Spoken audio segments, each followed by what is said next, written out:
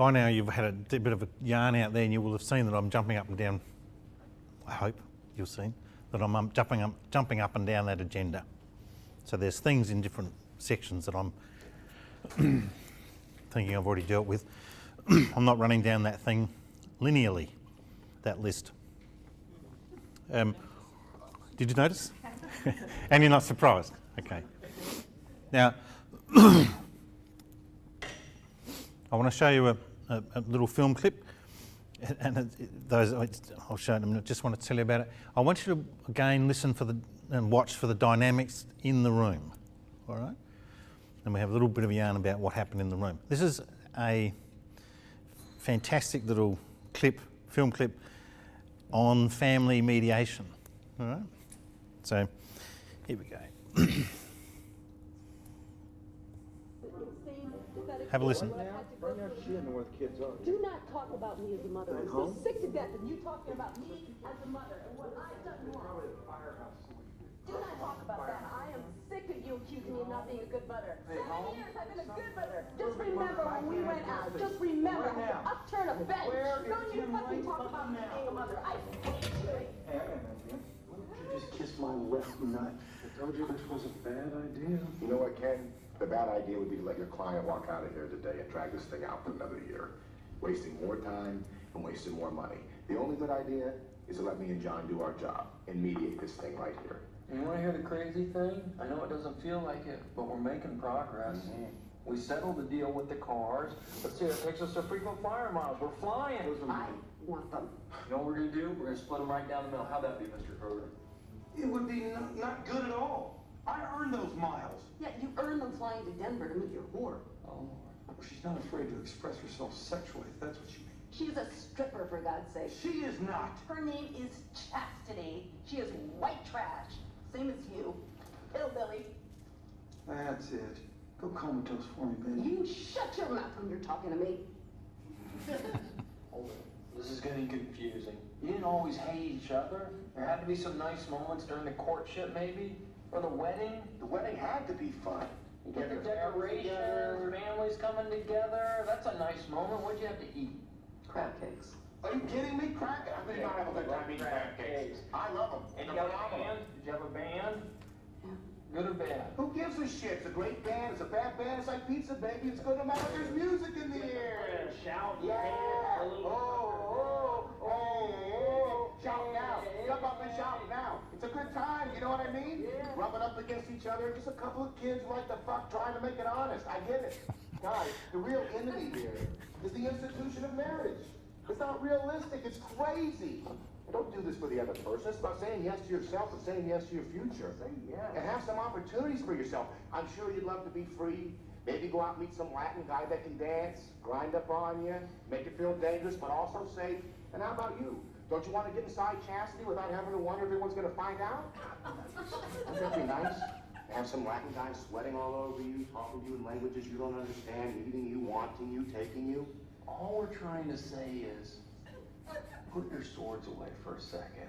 Let's finish this and let's move on. Get out there and get some strange ass. Could you give her a glass of water so she can take that?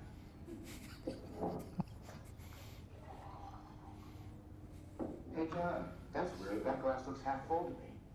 Wow, now that you mention it, it is half full. You can have the miles. Sweetie, you take the miles. Great, great. Let's sign the paperwork and we are done. This is just semantics. Do you guys want to throw a couple miles at us? We'll take a couple. The big thing is that we're all moving on. Could you just not talk anymore? How do we pause that? Here, I'll just put Thanks. this on silent before I think of something else. Sorry, I just think it's a fantastic parody of mediation, and sadly, it's less and less of a parody, and some of us who were involved in the early days of training mediators around Australia are very worried about what's happening in mediation, because a lot of us are starting to use the phrase a law unto themselves. And what happens in a mediation is largely unaccountable to anybody. There's no objective, regulation of what a mediator does in those sort of negotiations. So if you go into a commercial mediation, family mediation, any sort of mediation, the peril that you're now facing is that the person conducting the mediation actually doesn't know about what it's supposed to be. They are those sort of blokes, you know. And so there is a movement now away from mediation of disputes because there have been, too many people have become aware of people basically becoming a law unto themselves as mediators. So the skill set that's needed and the discipline that's needed to be a mediator is, there's a shortage of it amongst the people who are putting themselves out there as mediators. So it's a bit of a problem. But it only becomes, people only become alert to it. It's only become part of the national conversation about mediation in a sense because enough people do know about mediation to be able to be complaining about what went on in a certain room. You know, there's some dreadful stories about major mediations that have gone awry. I use one at the university whenever I lecture on mediation out there, which was a film of a native title mediation that took place in Western Australia. If any of you are interested in having a look at it, you would think if someone had written a parody of how to do a native title mediation so that it made you laugh, you know, if you thought, how could it go worse wrong in every sense? You would script it like that film is. So if you're interested, it's called FMG, Great Native Title Swindle Part 1. And it's the Fortescue Metals, Mr Forrest, who's lauded by the government as some economic saviour for Indigenous people, manipulating a public meeting of native title claimants. It's a fascinating video, and it's not a mock. It was people actually filmed what was going on in the room, and so it's a great insight into what's actually been going on in the name of mediation in those most complex negotiations. So in terms of difficult clients, you can't get much bigger than that. Where the client is a large native title claimant group, a different culture, unable to speak English properly, unaware of how our legal system even works, one would have thought that's the place where you would have the best experts at negotiating with difficult clients. And that little film, which I won't show you, but look it up if you're interested, will give you a great insight into actually what happens when people running meetings let themselves fall into the trap of operating in their default position instead of bringing the discipline that is needed for those meetings. So I wanted to start this session. I want to talk in the next half an hour about the things that are on the board. Pardon me. There are 8 things. Right? And what I'm trying to do is give you some hows, you know, how to improve your skills at dealing with difficult clients. So these things are meant to be like the tea towel that I mentioned for my own personality thing. A fallen tea towel in the kitchen, I've never told Trish about this before, but a towel on the floor in my house is a signal for me now. It's a practice signal. When I see it, something goes off here, like I said before, and it jolts me. So it's simply a technique or an icon for practice. All right. Trish will also tell you I don't always pick them up. But so these things are meant to be that. For some of you, I'm hoping for all of you, you will get one of these icons and that'll be something that you can take away and use and help you practice your skills. Now, because we are all of different personality types, it's unlikely that they will all work for all of you. All right. So I'm putting them up here saying I don't want you to learn them. I want you to just listen to what I say about each of them, and if any one of them resonates with you or looks like it might be useful, then make a note of it. you know. So let me run through them. This one I call the 4 C's. The 4 C's is a reminder to me that when any people are negotiating, it is about making a decision. It's about a decision that involves at least 2 people having responsibility or obligation or capacity to make a decision. All right? So if it wasn't dependent on the other person, you wouldn't be negotiating. You just would have got on with it yourself. So you can't make the decision without permission of the other side, so you have to negotiate. The 4 C's are these: cooperation, right? Confrontation, chaos, change. And let me make a picture for you. The word cooperation is most commonly used in Western media circles to describe what a prisoner does for a policeman. Right? He cooperates. The prisoner cooperated with the policeman, or he didn't. He did or he didn't cooperate. Cooperate is not collaborate. Right?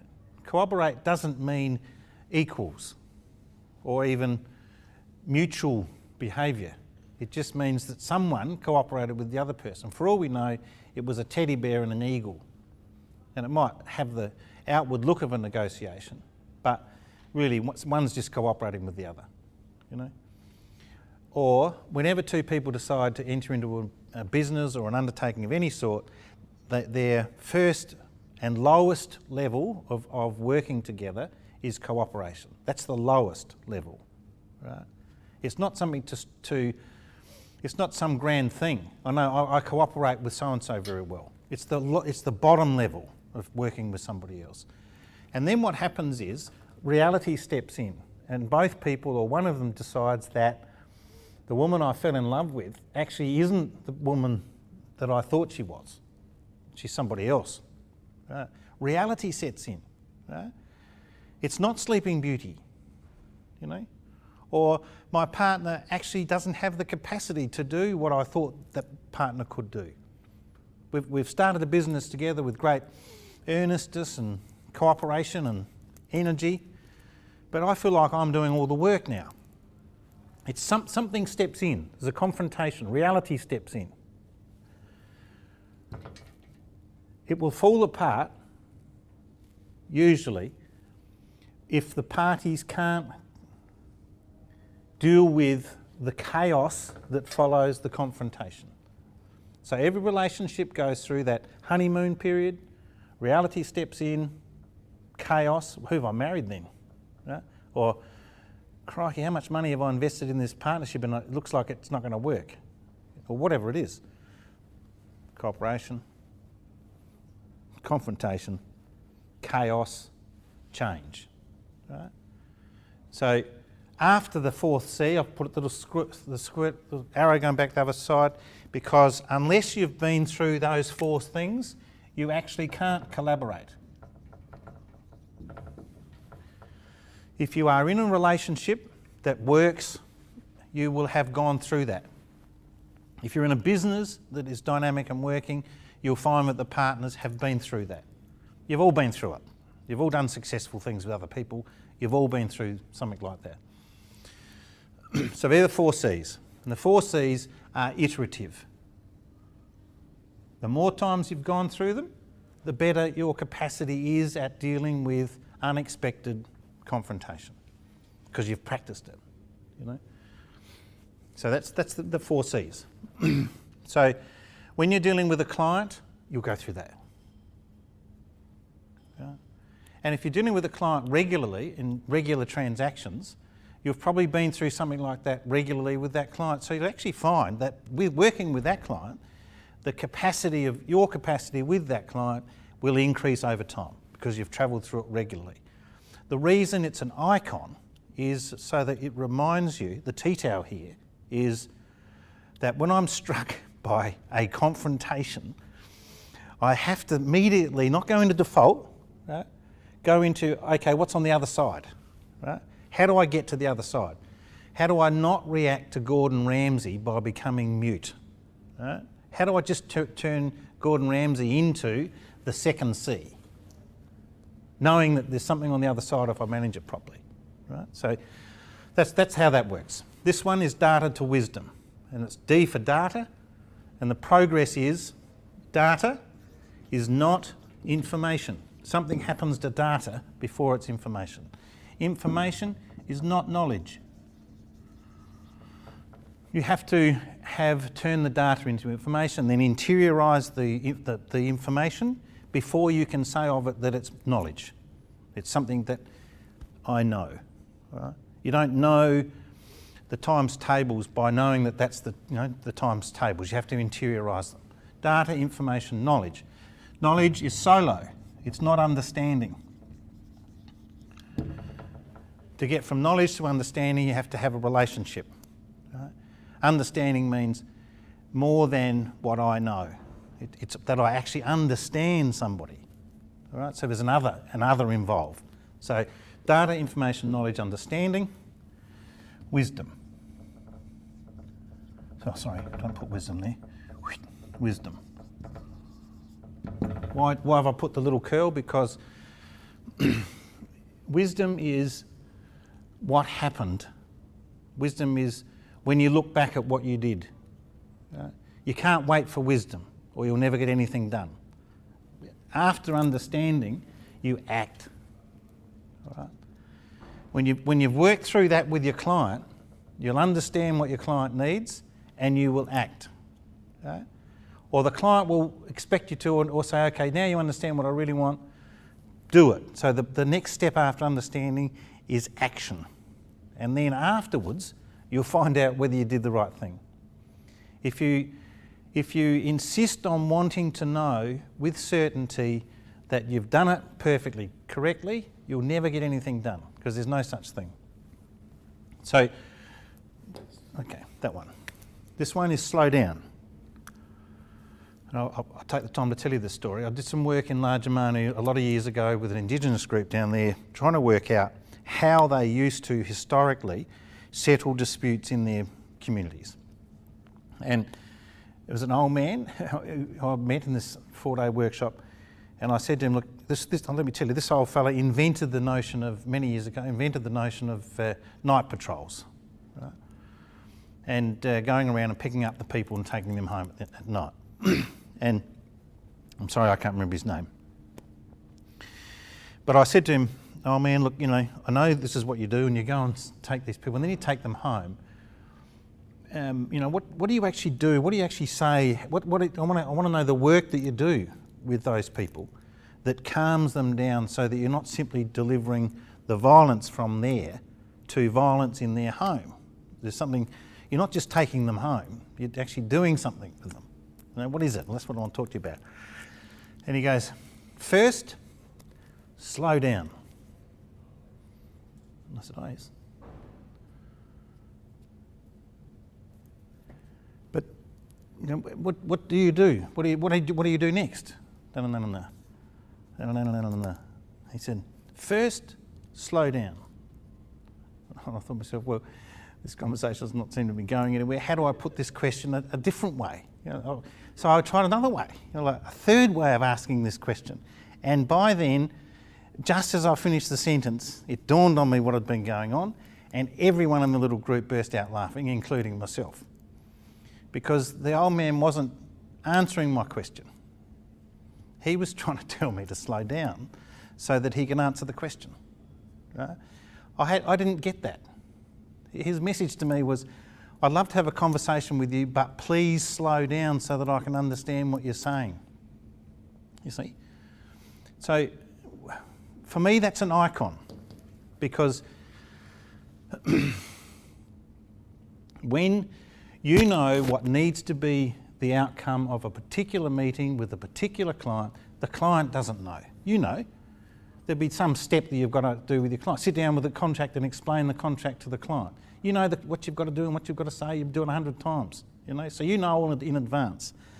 The client doesn't even understand your language. So something to practice is just that business of saying, okay, I'm going to slow down and I'm going to constantly remind myself to slow down each time I move on. all right? So for me, that's an icon. Rapiri. Rapiri is an icon for me. Rapiri is a Yolngu word. It means discipline. Right? And in particular, it means to focus the work to do the communication properly. The focus has got to be on disciplining myself. It's the main problem with a difficult client is myself, not the client. So what discipline do I need to deal with this difficult client? Well, first of all, I'm not going to know it's a difficult client unless it says teacher on the contract or lawyer or something, but there'll be clues. But so it's discipline. So again, it's a thing for me. Memory and imagination, it may not come into your conversations all that often, but it will come into your conversations when all of a sudden there's a dispute about facts. E.g., the agent told me he would put a new light globe in the porch and the lights don't work. So now you've got a dispute about facts. Who said what? Or, what representations were made, or what promises have been broken. And as soon as you've got a competition about facts, you need this icon. And I'll just do it very briefly. The part of our brains that does imagination is right next door. It is the very next part of the brain from the part of the brain that does memory. And the idea that any of us can actually remember as if it's some sort of external, objectively true videotape of reality is nonsense. And yet, even in the courts, we still make people swear on a Bible. I will tell the truth, the whole truth, and nothing but the truth. That is a nonsense. I can't tell you what I did at midday today in any objectively true videotaped version of reality. All I can do is use my what I call my memory, right? But it relies on my imagination. Usually you've got to sit there and think about, and in some way you're picturing, you're trying to imagine what were you doing. Well, I don't think I was doing that. Oh, did I leave the phone in the bedroom? So you're trying to reimagine your reality. And so memory requires imagination. So if someone's having a dispute about facts, here's this icon that reminds me not to judge them on their version of the facts. Don't fall into the trap of one's wrong, one's right. Right? And if you confront somebody about an erroneous memory, bear this in mind. You are attacking their identity. Because our memories are our identity. It's the life I live today. And if you tell me that my memory of today is aberrant, is just wrong, who am I then? What happened today? One of the earliest known stories in Western literature is ancient Greek stories about how tragic the loss of memory is for human beings. So it's one of the earliest things they ever wrote about. So the notion of challenging someone's memory on facts is I think it is a piece of violence that you only ought to do if you really have to do it. I tell lawyers when I lecture at the university that the art of cross-examination is violence that sometimes needs to be done. In a sense, it's an act of war. If I'm cross-examining someone's truthfulness in a witness box, it is a piece of violence. And if I don't know that's what it is, then I'm going to be treating that person with disrespect as a human being. Right? I know if I'm challenging someone's version of the facts, I'm actually wrecking their sense of identity. It ought to be done only when it needs to be done. So be really careful about, in other words, it's an icon about that. So how are we doing? That's 5. This one, I'm going to go here first. I've given lectures at uni about this little icon linked with this one for 4 days, all right, to try and unravel it for the law students. I can't begin to do that, I don't. I just want to make you alert to it, all right? And this icon is a 4-step icon.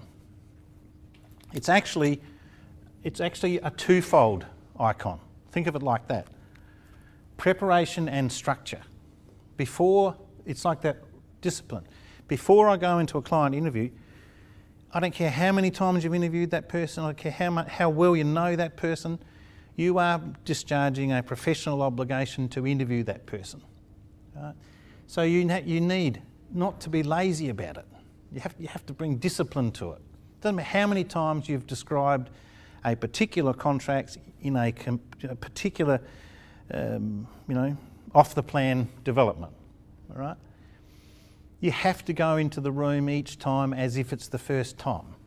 Otherwise, what you're delivering is some B, C, or W version of what your first client got, but they're paying you the same money. So it's a discipline to do your preparation for each occasion. Pardon me. I want to talk to you briefly about how you might do that preparation shortly.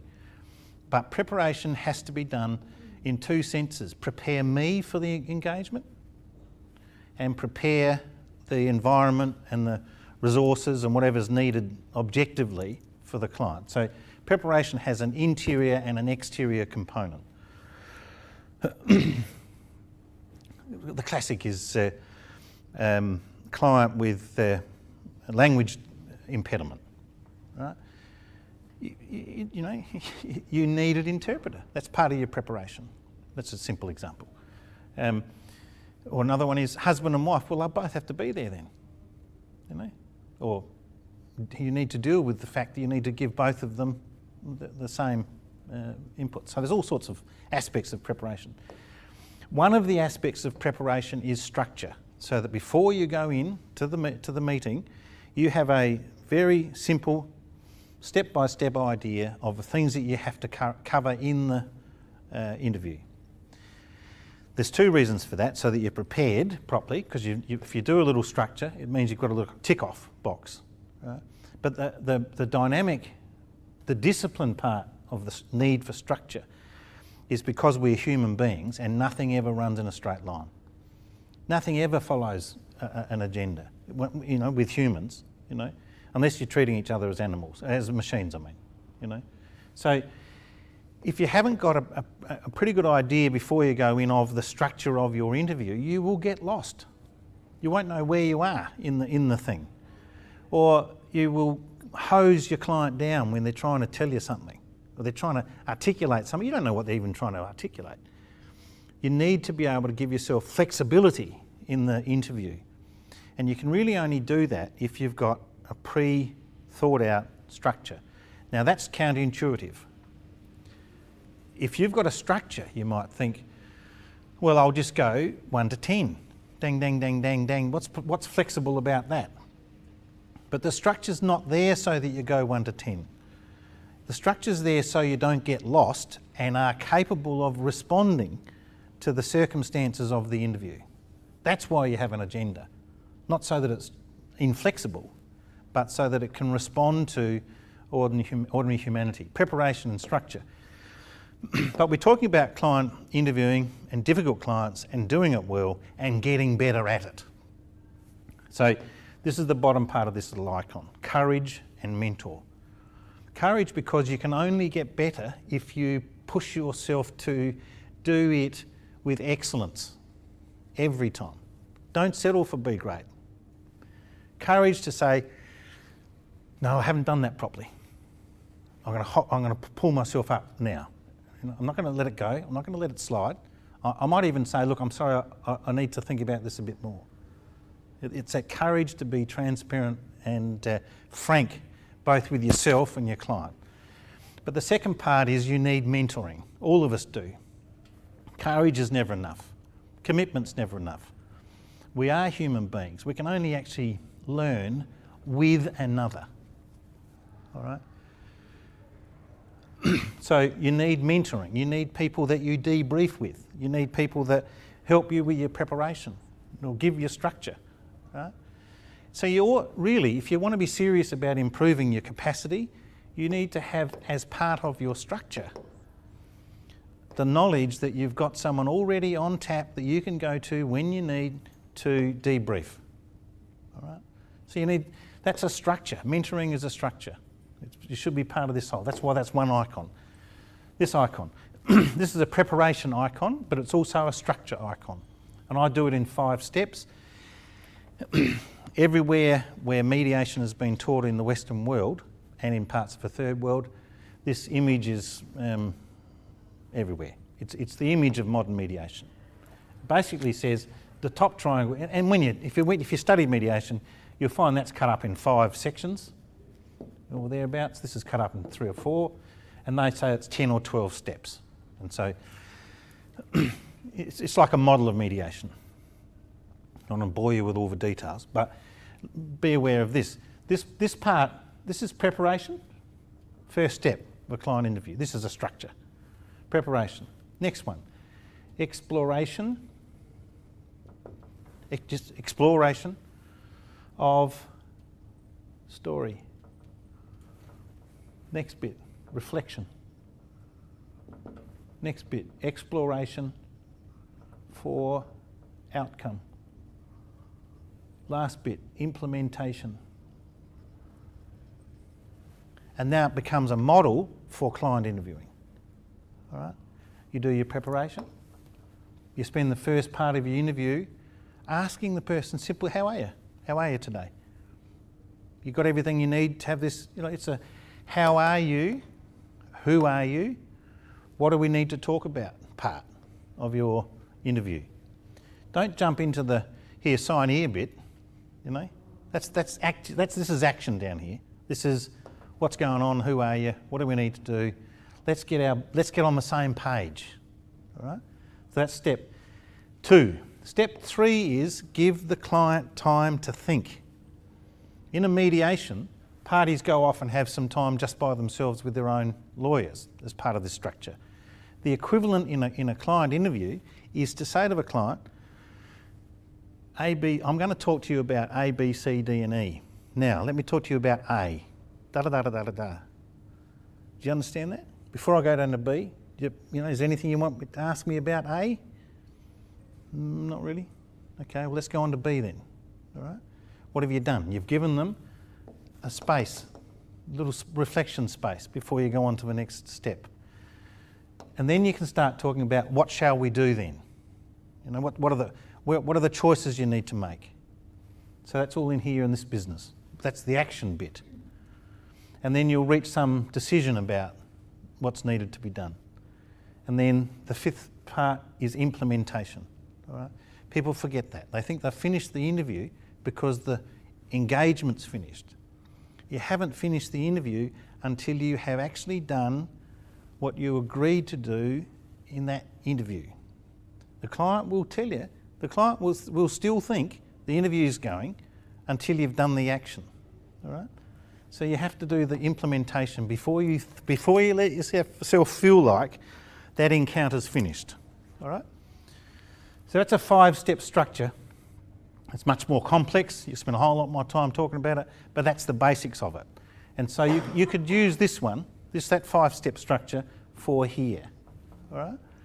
Or if you had a off the plan or some other complex contract or even an ordinary contract, all right? You're going to prepare yourself so you can look at the contract and say, righto, what are the bits that I need to explore with the client before I give them the advice? So you can use this structure to do your preparation for each engagement. So again, you see, that's an icon. It's something you can just have on the side of your desk to remind you when you're in the middle of your interview. So they operate like the tea towels I was saying before. It's a check. And what's the purpose of it all? It's to stop me falling into default mode, right? So that's those 2. Now, so where have I got? Done those. This one, cognitive subconscious. Have a guess what? Modern neurology is now able to prove that 90% of your decision making is subconscious. All right? Subconscious, not conscious. It's not all the clever things that we've learnt. It's not what I've read and what I have thought about and studied, and it's not the things about the world that I am able to articulate that has the greatest bearing on the decisions I make. It's the subconscious stuff. So, if you say to your client, and if all you say to your client is, if you only deal with your client as an ego, as a cognitive machine, a thinker, right, and not a feeler, not a human, not an emotional animal, not that complex thing, you are only going to be dealing with 10% of the human being in front of you.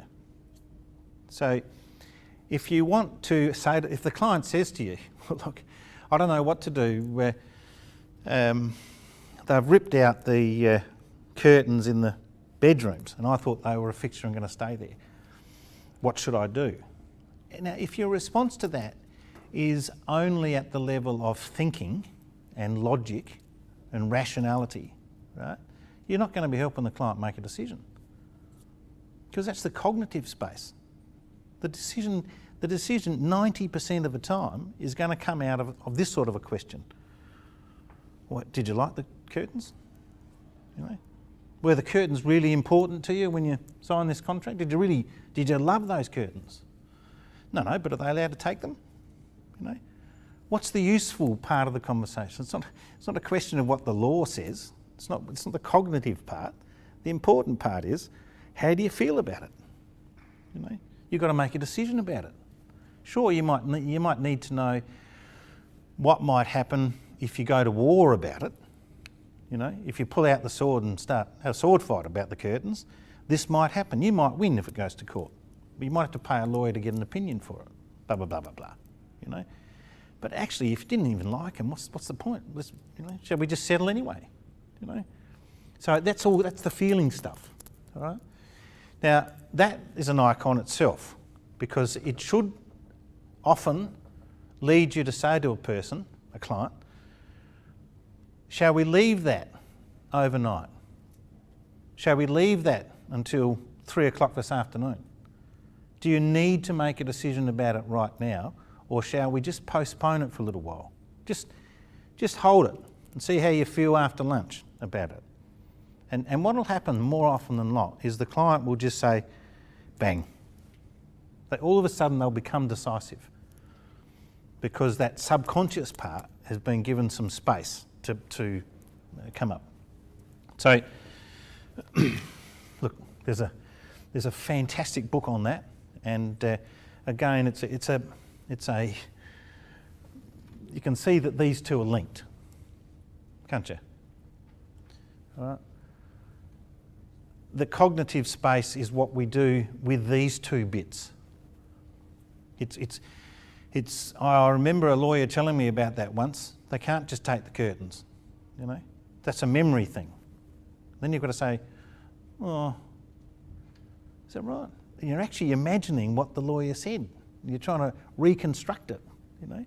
And if that's what you're doing and you're going to give some advice on it, one of the radars should have gone off by now.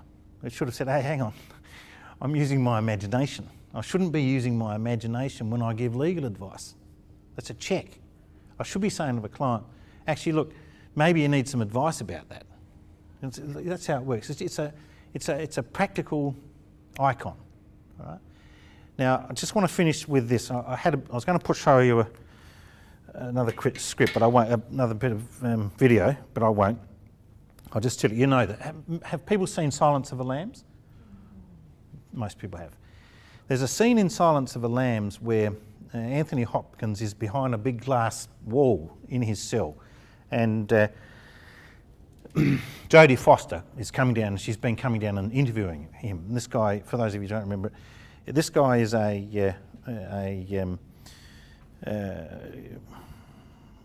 you would say, a sociopath, complete sociopath, all right? And we all, humans know that we have people among us who are sociopaths. You know, they're fortunately not a major component of human society, but they are a real component.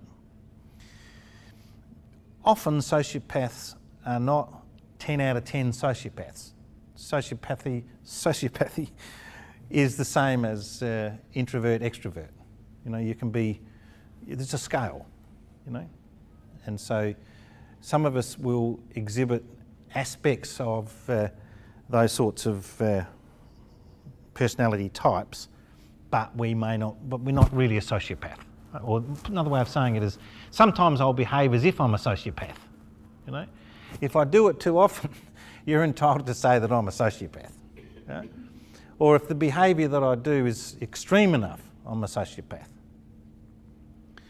So I feel like I need to say something about sociopaths because, and I was going to show you Anthony Hopkins, but it doesn't matter. The thing about a sociopath is this.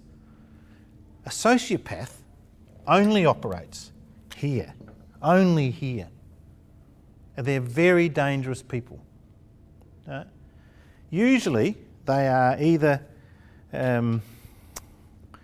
incapable or have a low capacity for a human engagement, very low, or they are geniuses at human engagement.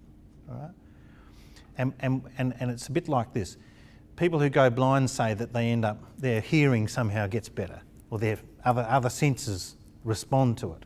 And in a sense, one might say that a sociopath is often a genius because they only have the cognitive function operative. All right?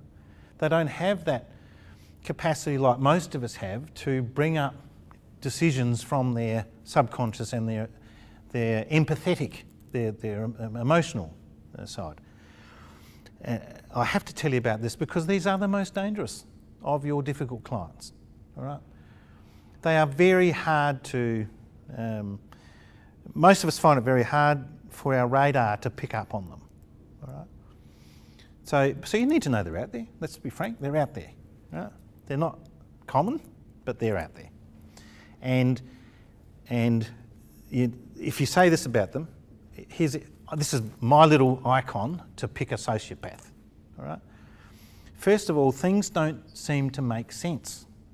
There's something about the person that it just doesn't fit. I don't know what I'm feeling, I don't know what's wrong with this person, but it just doesn't work. And usually that is the right radar, because what you're picking up as a human being is a person that's not giving off the subconscious or the emotional. All right? They might be saying the right thing. It's a bit like the illiterate person that doesn't want you to know they can't read and write. They're incredibly good at that. It's very hard to pick them sometimes. They cover it really well. So the sociopath knows the emotional behaviour that you would now be expecting. That's it. That's the Anthony Hopkins person in Silence of the Lambs. He plays Jodie Foster. You know, he's just manipulating her all the time. His acting is incredible. If you look at any scene that he's in Silence of the Lambs, Hopkins manages somehow to keep his face devoid of human emotion. It's an extraordinary piece of acting. And he must have studied psychopaths to be able to try and do that. All right? So I'm going to finish with this.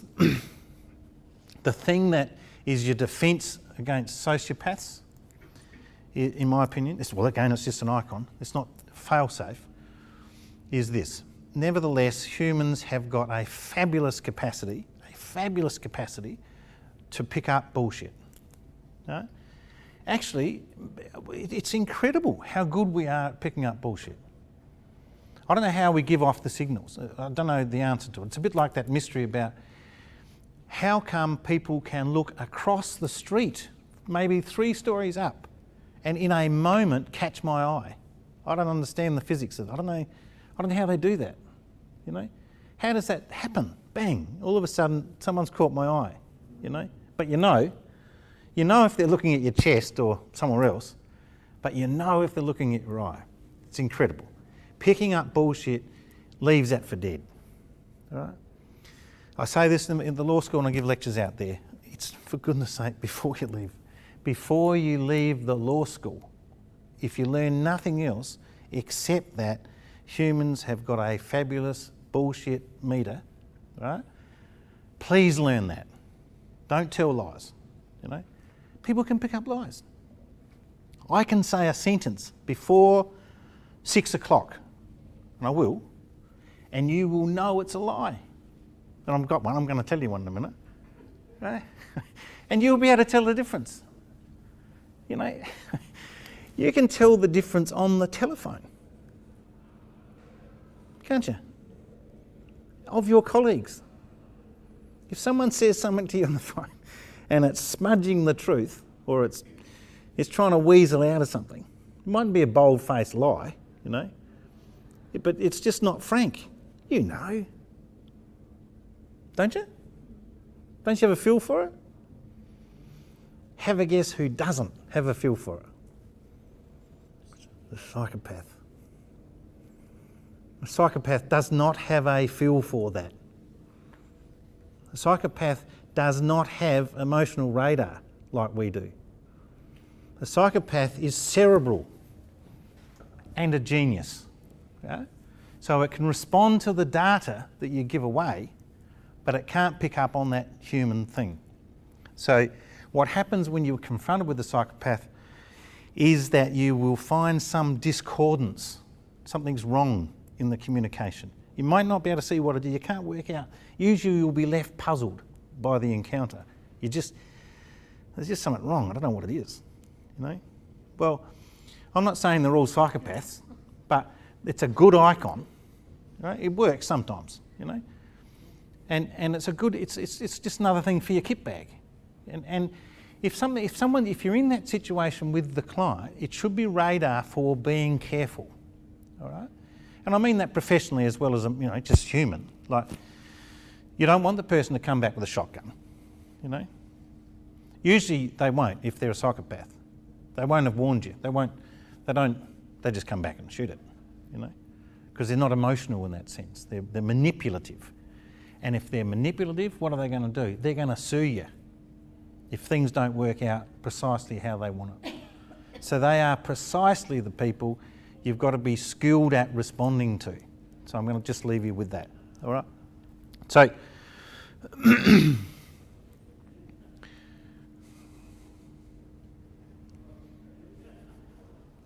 okay. What did I just do? What happened in the pause? Have I finished? Why? I haven't said so yet. No? Just doesn't feel good. Your mannerism. No? Because I haven't told you a lie yet. That's right. See? If I try to tell you a lie now, you're going to know it's a lie, aren't you? Right? These trousers are the right size for me.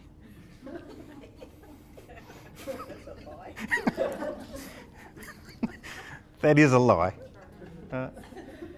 It's a bold-faced lie. This is the second pair of trousers I've bought this month that are the wrong friggin' size.